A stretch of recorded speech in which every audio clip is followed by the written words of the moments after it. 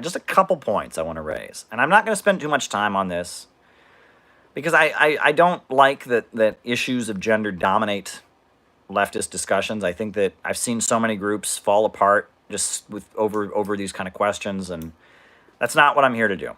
But I'm going to touch on gender just a little bit. First of all, does toxic masculinity exist? Yes, it does. Absolutely does. Folks, let me tell you a story. When I was a kid, my grandfather raised sheep.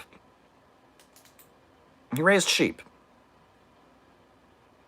And, my grandfather was a great man. I really admire my grandfather.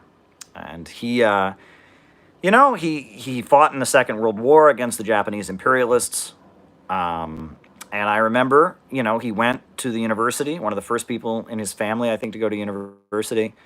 And he studied agricultural science, and he actually was on the agricultural board of the state of Indiana at one point. He was a high-ranking bureaucrat of the agricultural board of the state of Indiana. It wasn't that when I knew him. He was an old man. He was retired when I was a kid. But I remember that my grandfather, he supplemented his income his whole life by raising sheep. I remember going out to the barn with him, and we would feed the sheep when I was staying at my grandfather and grandmother's place. And I remember the sheep, they're all in a flock, and you walk into the barn, and as soon as you walk in, they're like terrified of you, so they go, "Bah," and they go to the other side of the barn. And then you take the feed, and you go to the trough where you feed them, and then they see you, and they run to the other side of the barn, "Bah," and they run to the other side of the barn. It's kind of funny, but anyway, I remember when my grandfather raised sheep, he would often have a ram. A ram. And a ram was a male sheep that had not been castrated. There were male sheep, but most of them were castrated. But a ram was a male sheep that had not been castrated. And so it had lots of testosterone. And rams, as you probably are aware, grow horns. And the ram always had to be in a separate pen from the other sheep. And that separate pen was far, far more fortified because rams are very strong and they can't be with the other sheep because they're out of control. Toxic masculinity is something that we have always known about as human beings. It's something we've always recognized. Why does the devil in Christian, paintings and art have horns? Why does the devil have horns? Why? Who has horns? Rams have horns. Bulls have horns. Right? Toxic masculinity. Animals are not people.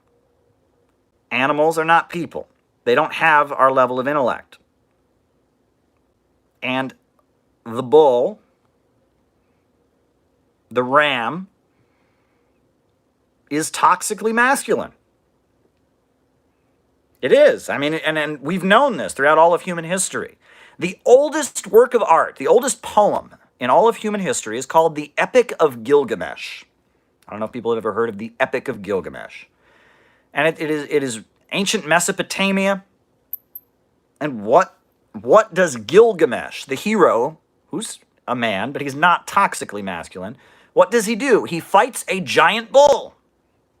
The bull of heaven.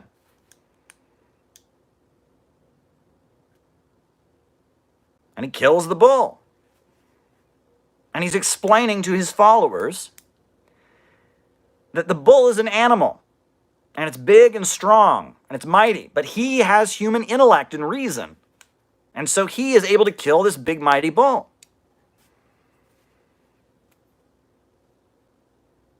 But he doesn't kill a big, mighty cow.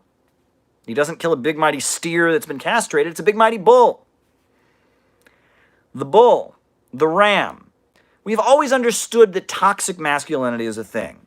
When men are controlled by their sexual desires, when men are controlled by their aggression, right? When they give up their humanity, when they become vile, aggressive, sexual creatures, and we've seen that. You know what I'm talking about.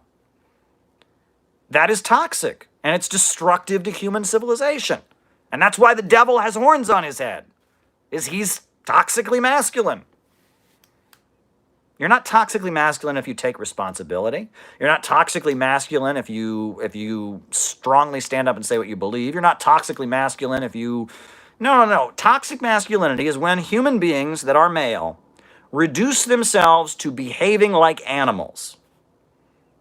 They become like the bull. They become like the ram. And they are completely governed by their aggressive tendencies and their sexuality. That is toxic masculinity. And human civilization has been defined by us struggling against toxic masculinity. When I was in college, I've told this story before.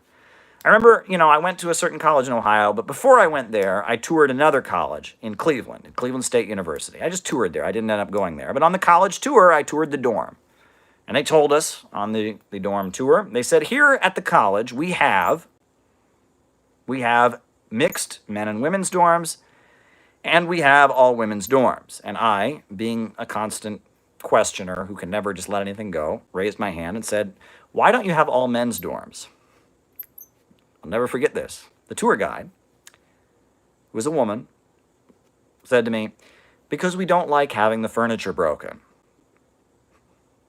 We don't like having the furniture broken. Yes, men all by themselves, young men, early 20s, late teens, living together all by themselves, sometimes destroy furniture. That's toxic masculinity. That is men acting like bulls. That is men acting like rams. And then the college I actually went to did have all men's dorms. It did. And I remember living in all men's dorms.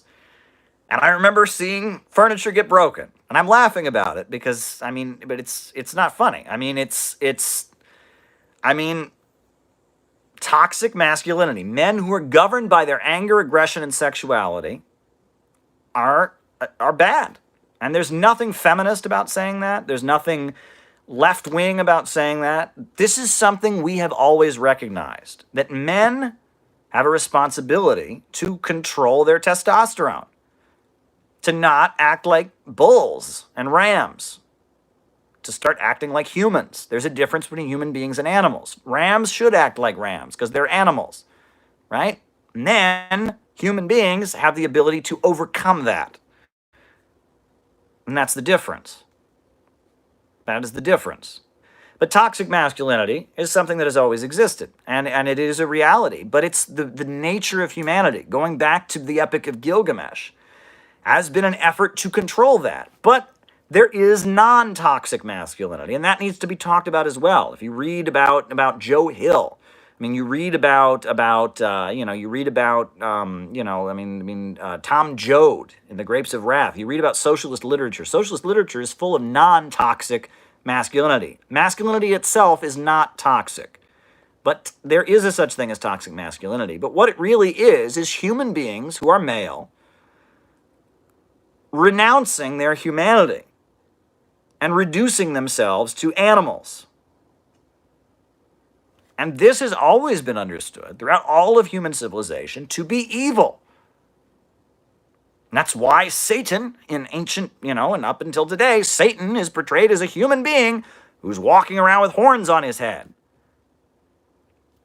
Because he's toxically masculine. He is not in control of his sexual desires or his aggressive tendencies.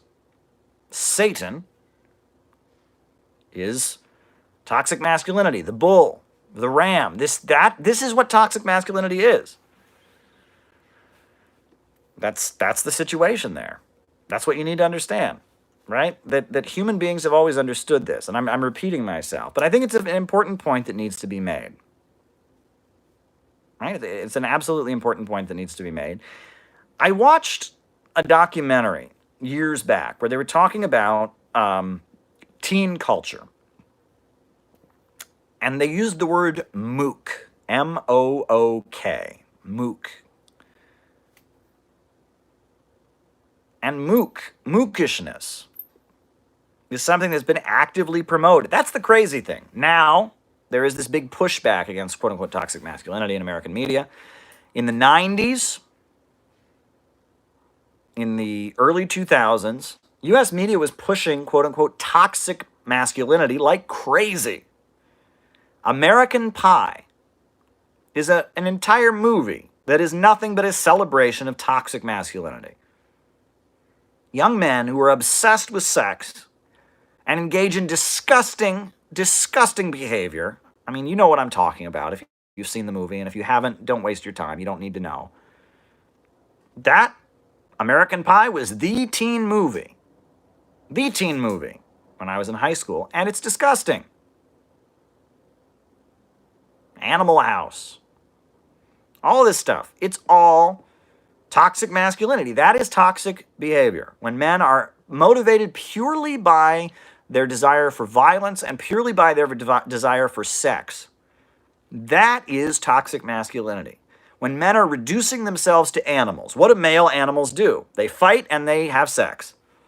And when men reduce their identity to fighting and to having sex, that's toxic masculinity. And it is something that every man should struggle against.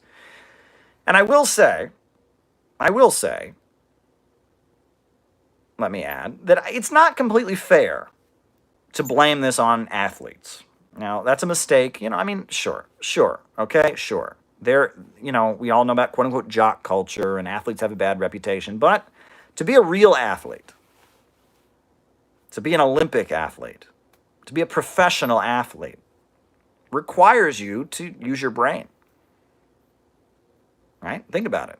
People that are good enough at their sport, they're good enough Olympic runners, they're good enough to be a professional football player, they have to be intelligent enough to understand themselves and train themselves to reach that high level of athletic prowess. You can't be stupid and be a professional athlete. You can't be stupid. You cannot be stupid and be an Olympic gold medalist. You can't. Right? You can be stupid and play high school football. You might even be able to be stupid and play college football. I don't know. I never interacted with those folks too much to know them well enough. But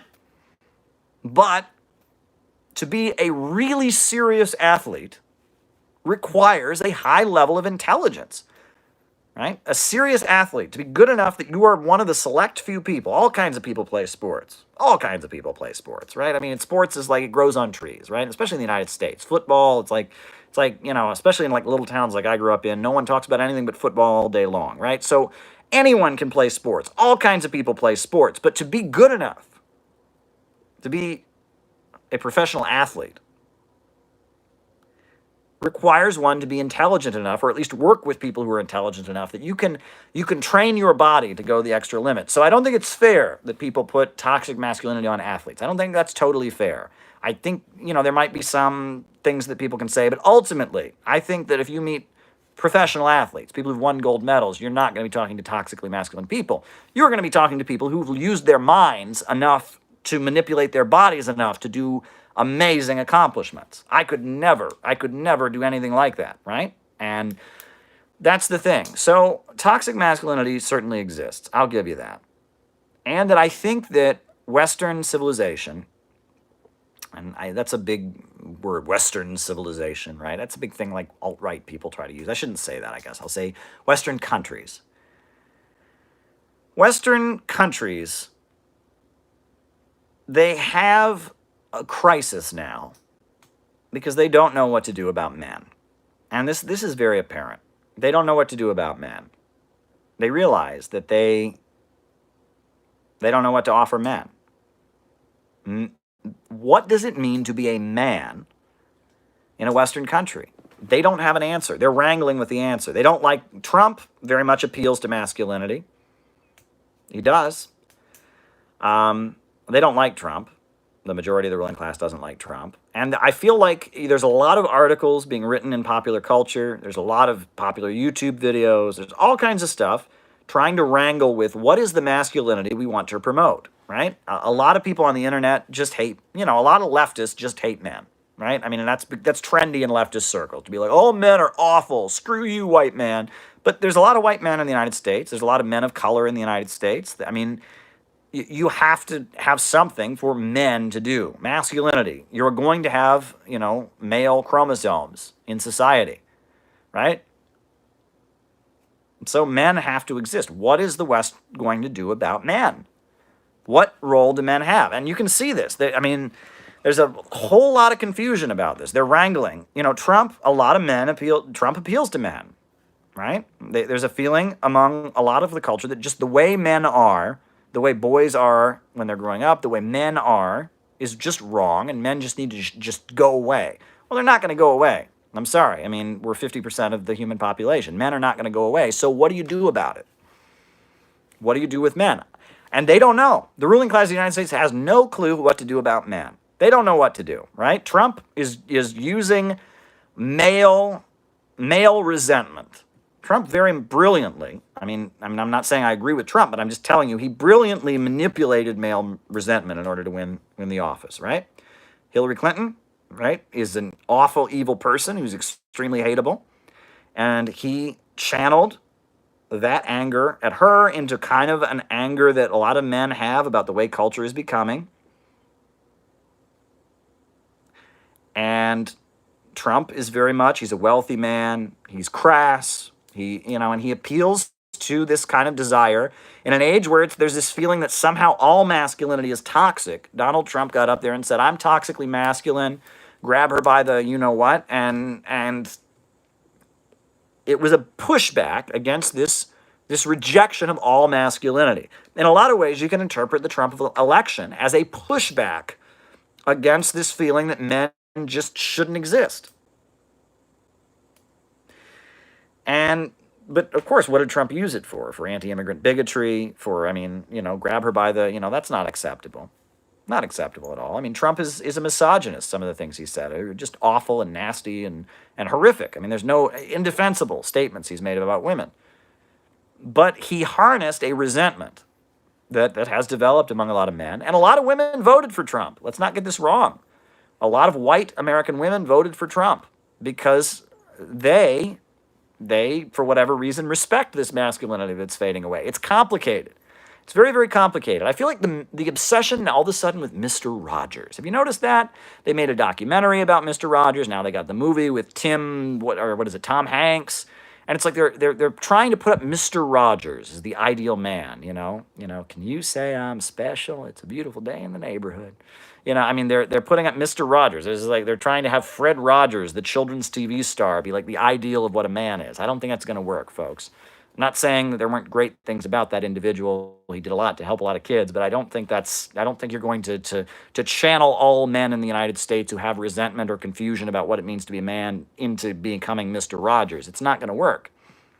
It's not going to work, right? We're wrangling with this question. We're wrangling with it. What does it mean to be a man? What does it mean to be a man?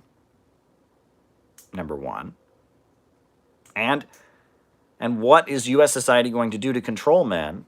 How are men going to be channeled? This is something they're trying to figure out. They don't know what the answer is. They don't know what the answer is. They don't know how to relate to men in the United States. Western countries, USA, UK, Britain, have a big issue with men. They don't know what to do with men. And I want to make that point. I want to make that point, absolutely. That point needs to be made. And I hope that my point has come across. I hope I made some sense here. But there you go. What else is new, folks?